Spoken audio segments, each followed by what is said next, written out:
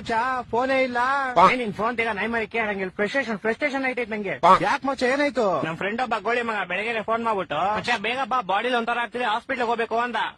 ಸರಿ ಅಂತ ನಾನು ಹೋಗ್ಬಿಟ್ಟು ಹಾಸ್ಪಿಟ್ಲ್ ಕರ್ಕೊಂಡು ಹೋದೆ. ಅಲ್ಲಿ ನೋಡ್ರೆ ಗೋಳಿ ಮಗ ಡಾಕ್ಟರ್ ಹತ್ರ ಹೋಗ್ಬಿಟ್ಟು ಸರ್ ನಂಗೆ ದಿನಕ್ಕೆ 3 ಸತಿ ಮಾತ್ರ ಹೊಟ್ಟೆ ಇಸ್ತದೆ ಅಂತವನಿ. ಯಾವ ಎಲ್ಲ ಆಮೇಲೆ ಅದೀಗ ಡಾಕ್ಟ್ರು ಅದೆಲ್ಲರಿಗೂ ಆಗುತ್ತಪ್ಪ ಅದ್ ಬಿಟ್ಟು ಬೇರೆ ಏನಾದ್ರು ಪ್ರಾಬ್ಲಮ್ ಇದ್ರೆ ಹೇಳು ಅಂದ. ಅದಕ್ಕೆ ಗೋಳಿ ಮಗ ಸರ್ ನಂಗೆ ಬರೀ ನೈಟ್ ಮಾತ್ರ ನಿದ್ದೆ ಬರುತ್ತೆ ಅಂತವನಿ. ಆ ಡಾಕ್ಟ್ರು ನನ್ ಮಗ ನೋಡ್ತಾವನೆ ಎಂತ ಗೋಳಿ ಮಗ ಕರ್ಕೊಂಡ್ ಬಂದಿದ್ಯಾ ಅಂತ. ಅಯ್ಯೋ ಮತ್ತೆ ಕರ್ಕೊಂಬಂದ್ಬಿಟ್ಟೆ ಶಿಶಿನ ಹೆಂಗ ಆಚೆಗೆ. ಆಚೆ ಬಂದ್ಬಿಟ್ಟು ಶಿಶಿ ಹಾಸ್ಪಿಟ್ಲ್ ಎಲ್ಲ ಫುಲ್ ನೋಡ್ಬಿಟ್ಟು ಮಚ್ಚ ಈ ಹಾಸ್ಪಿಟ್ಲ್ ನಂಗೆ ತುಂಬಾ ಸ್ಪೆಷಲ್ ಅಂದ. ಏನ ಸ್ಪೆಷಲ್ ಅಂದ್ರೆ ಮಚ್ಚ ಈ ಹಾಸ್ಪಿಟಲ್ ಹುಟ್ಟಿದ್ದು ಅಂದ. ಅದ್ರಲ್ಲಿ ಸ್ಪೆಷಲ್ ಐತಂತೆ. ನಾನು ಸೇಮ್ ಕ್ವಶನ್ ಕೇಳ್ದೆಪ್ಪ. ಮಚ್ಚ ನಾನ್ ಚಿಕ್ಕ ವಯಸ್ಸಲ್ಲಿ ಹುಟ್ಬಿಟ್ಟೆ ಅದೇ ಸ್ಪೆಷಲ್ ಅಂತ. ಒಂದೊಂದಲ್ಲ ಅದ್ ಬಿಡಪ್ಪ ಹೋಗ್ಲಿ. ಮಚ್ಚ ಹುಟ್ಟಿದ ತಕ್ಷಣ ನಂಗೊಂದ್ ಸೀಕ್ರೆಟ್ ಗೊತ್ತಾಯ್ತು ಅಂದ.